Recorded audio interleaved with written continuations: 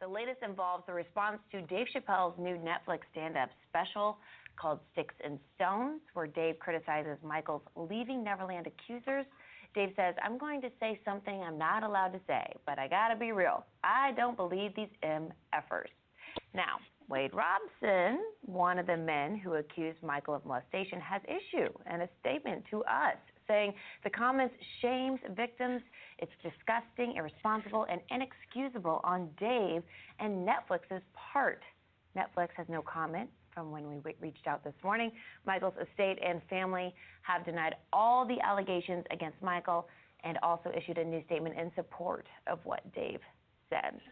Do you think Dave's defense of Michael will discourage other victims of alleged sexual abuse to speak out? No. It will not stop other people to speak out. This is Dave Chappelle. He even said in his special, "You clicked on my face. You came here for this." My jokes are not to be taken seriously. Jokes in general should not be taken seriously. You think? Even whenever it's about something as serious as this? Yeah. People make jokes about everything. Nothing is off limits, especially when it comes to Dave Chappelle. He literally covered every controversial thing. Child molestation should be off limits. Welcome back to the Mental Dialogue Talk Show. Again, I'm your host, Montoya Smith, a.k.a. Black Socrates, along with special guest co-host Latrice Ross. This morning's discussion question: Dave Chappelle, comedic genius, or cancel his ass? Our two special guests are Justice CALO Rain, again from Best Attention Media, as well as SHELLEY Wynter's of the SHELLEY Wynter's Show. Justice, we'll actually start with you again as we hear the cut from Daily Pop, E! News, giving quick thoughts. Again, I obviously cut it up, and that's the part that we hear.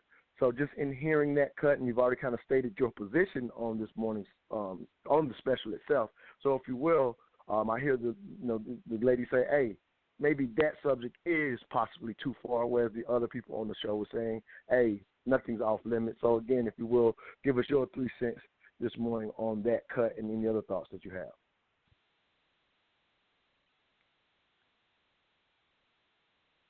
Hello, Jeff.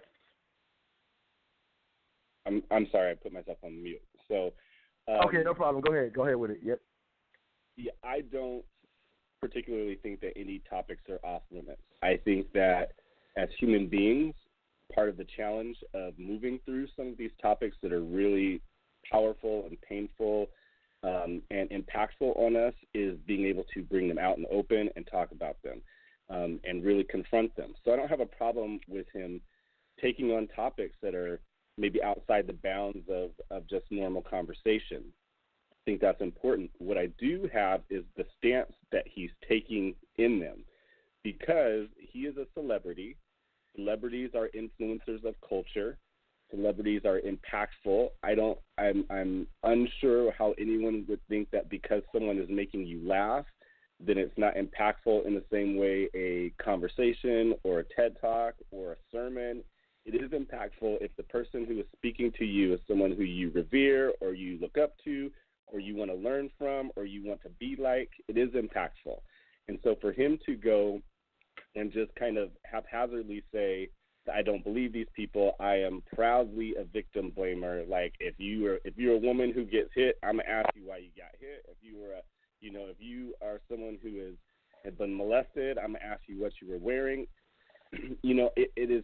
It really adds on to the culture that already is, and we live in a culture where 1 in 3 women is sexually victimized, and 1 in 6 men is sexually victimized in their lifetime. And none of us really talk about it. So, hey, bravo for Dave Chappelle for making us talk about it. But the stance he's taking is shut up about it. It happens to everybody. As long as somebody who is rich or famous does it to you, you're better off than when your crazy uncle does it to you. I think that was inappropriate. I think that it didn't help the situation. I think it actually worked to keep people right now from disclosing. So if you are a male, it's about 20 years that it takes you to disclose any kind of sexual abuse that happens to you.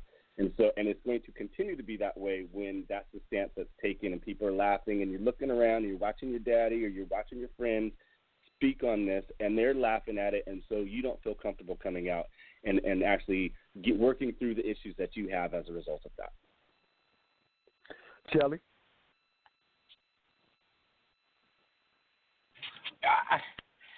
I mean, I don't know what to say. I mean, this is a comedy routine. You can make. I grew up in a culture. I grew up in a time when we used to stand on a corner with our little juicy boxes, and we weren't drinking at a young age. We weren't smoking at a young age. We were standing on a corner with Hostess Twinkies and a Sundew quarter waters, we used to call them, and we'd have mother jokes for 5 hours. A bunch of guys standing around, your mother this, your girlfriend this, you're so short. I mean, this was what we did. This is how we grew up. It was funny. It was comedy. It was not nobody. And yes, did it get personal sometime? Of course it got personal sometime. That was the fun of it. And so to this idea that now, because bad things happen to good people, we can't make jokes about it in a comedy routine. This was not Dave Chappelle being interviewed on Jimmy Kimmel. He was doing a comedy routine, and if you didn't like it, you turn it off.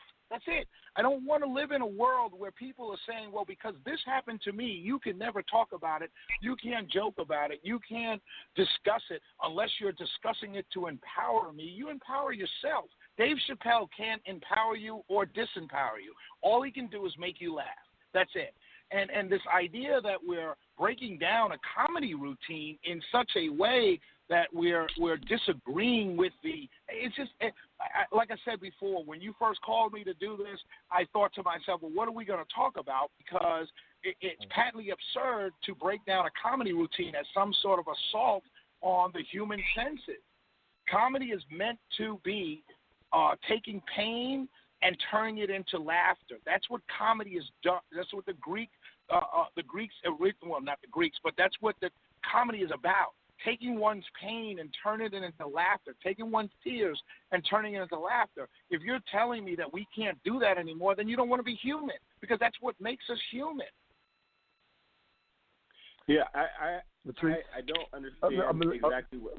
Go ahead, Justin. Go ahead. Yeah, go ahead. No problem. Yeah, you good. Go ahead. Jump in. We all ran the dozens on one another as kids, right? But we're talking about our mamas. But again, that you're talking about you and and that's your parents who are places of authority. That's punching up, and that's in your own community. And we can't say that Dave Chappelle is a comedy genius and he's tearing down, he's exposing the white supremacy culture and all of this. If comedy is able to do that, then it is powerful to change culture and move things in that way. Then it's also powerful enough to change culture and move it in the wrong way. So you can't say it only works in one side on the positive. It also works in the negative. So if he's a genius and he's tearing down this and he's making people see that, then he can be an anti-genius and really in making sure that the system stays in place in this recent course. There's not a single person who watched that comedy special who laughed at the child molestation jokes who support child molesters or child molestation. There's not a single human being who watched that, laughed at that joke, because we got what he was saying. We understood it was comedy, and he was making a broader point. And the broader point was, particularly when he was talking about Michael Jackson, was, to be molested by Michael Jackson is completely different than being molested by Johnny down the street. But the broader point, no one's supporting child molestation, no one's supporting rape, no one's supporting these things. The genius in what he was talking about was the broader thematic themes that he was drawing out of this comedy routine. Comedy routine being the operative word. I don't understand how we have come to a point where we are so sensitive that comedy offends us. When comedy offends us, then there's no stopping what's going to offend you next. It really isn't. If comedy offends you that much, that's something that you could turn off and not watch or listen to at your own volition, then we've lost all sense of what it means to communicate as humans. Well, let me get a treat in here. I have to get the Queen's view on what we're talking about. Latrice, I know you definitely, from what I understood just from watching you on social media, the Michael Jackson bit was kind of the one that I know you particularly had an issue with, and so I'm definitely interested in hearing, as Justin and Shelley go back and forth, I want to hear your thoughts. I have a take on this particular bit as well, but I wanted to get Latrice's thoughts in as well. So if you will, Queen, what are your thoughts as you hear Shelley and Justice go back and forth on this? I'm sorry, let me get her pulled back up. Sorry about you, Queen. I got you. All right, here we go. First of all, I don't Latrice, think go it ahead. was I'm sorry. genius. Okay. I don't think it was genius. I think it showed that he was trying too hard to offend. So instead of coming off as bold and innovative and creative, it simply came off as lazy, and I'm going in for the shock value. That's my perspective on that particular bit. Next thing, there were a couple of statements that Shelley made that I'd like taking pain and turning it into laughter. So we're taking someone else's pain, because I'm certain those who experienced that pain, that didn't turn their pain to laughter. So simply because someone who's not experienced molestation is able to laugh, doesn't mean that it's a creative genius. And you said that he's doing it for the broader point, but you never told us what that broader point was. I did. I just told you. The broader point was... No, let her finish, Shelley, because I'm going to come in after her. Let's keep it in order. Let's keep it in order. Go ahead, Queen. I didn't hear the broader point, and if the broader point is saying that, hey, it's Michael Jackson who molested you, you got sucked off, as he said in the thing about Michael Jackson, hey, that beats Johnny down the street. All you get is an uncomfortable holiday dinner. I don't understand. Please expound on the broader point there, because if it's the open discussion, I would love to expound on the broader point. Yeah, but okay, I want to let you please finish. Go ahead. No, so that's really it. What's the broader point? Okay. And everybody obviously has their own take, and again, this is why we do the $1 Million Talk Show. For all of these opinions, we welcome them. Here's the broader point that I caught in watching that particular bit. Again, some people consider the whole thing the comedic genius special, maybe parts of it. Justice already kind of explained for him. He didn't really find it, even though he was looking for it. So the broader point I saw in that particular bit, and I think this is what Shelley is alluding to, if I could give more details in my opinion, when I watched it, here's where I saw the comedic genius in it, was, one, obviously he's touching on a subject, which is what comedians do all the time, touching on subjects that we typically can't or do not talk about in the public. We're used to comedians doing that, so obviously he's bringing molestation to the point. So he references Michael Jackson, this icon, and obviously does it maybe, somewhat in a manner like, oh, it's okay if it's Michael Jackson.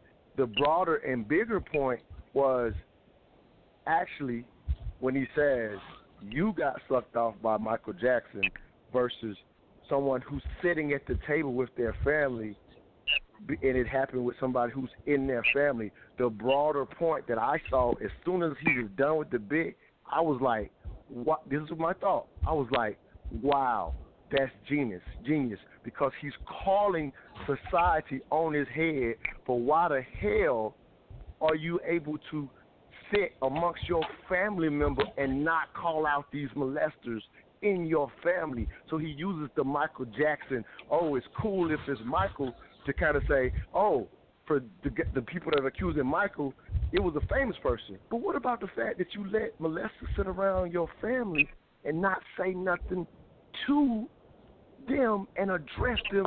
So it's happening to everyday people is what I saw with that comedic bit. Shelley, I know you were about to jump in, so I'm going to let you follow up, but that's what I saw as the broader point.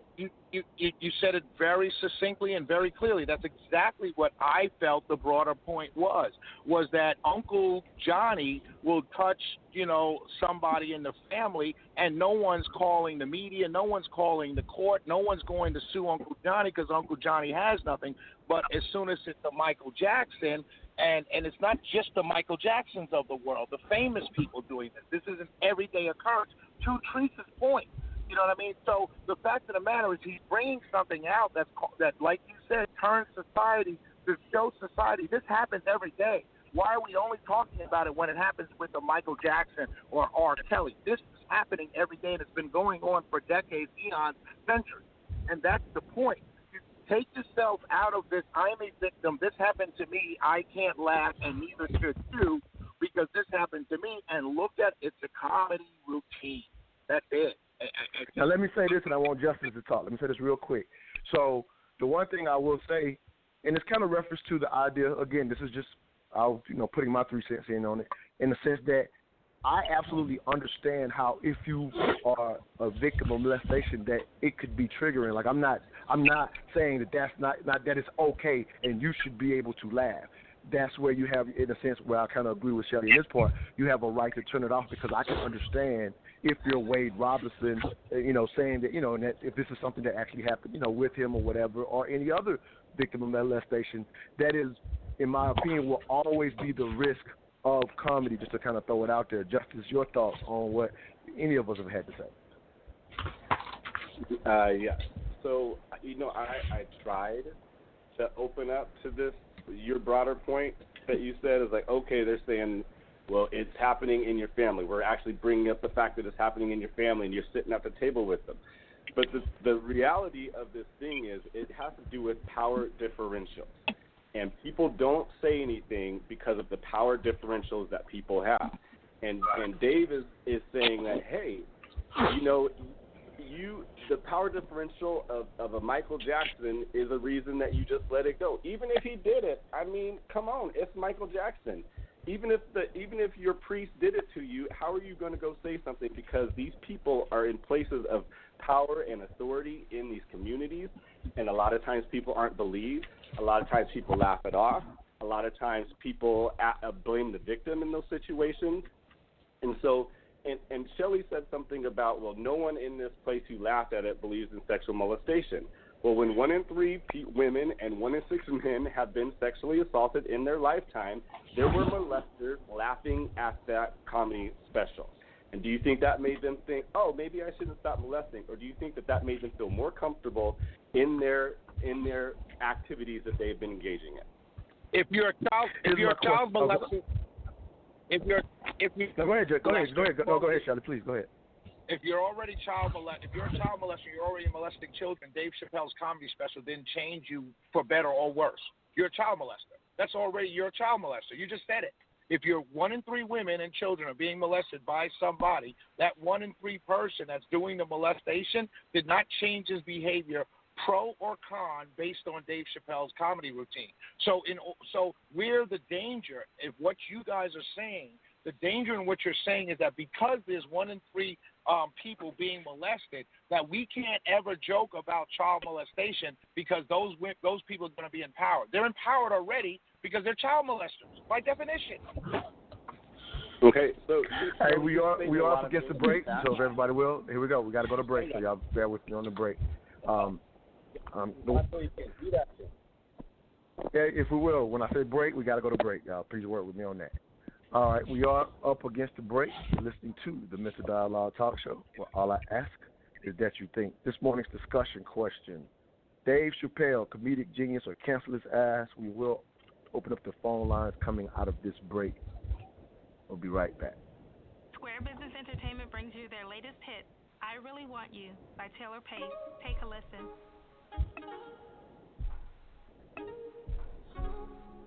I really want you, but I can't have you. I wanna do some things.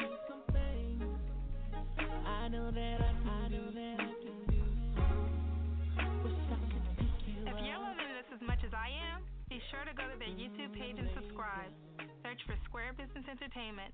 They are also rewarding their fans with a new release every 30 days. Here's another one by Taylor Pace. Love Can't Define This. Love can't define this. Can't capture all your sweetness and your kindness. Love can't define this. We're crippled and love would only blind us. Well, love can't define. It's not even just that. It's expanded even further, and the best evidence is Dave Chappelle. Yeah. Dave Chappelle's recent Sticks and Stones Netflix documentary, for whatever reason,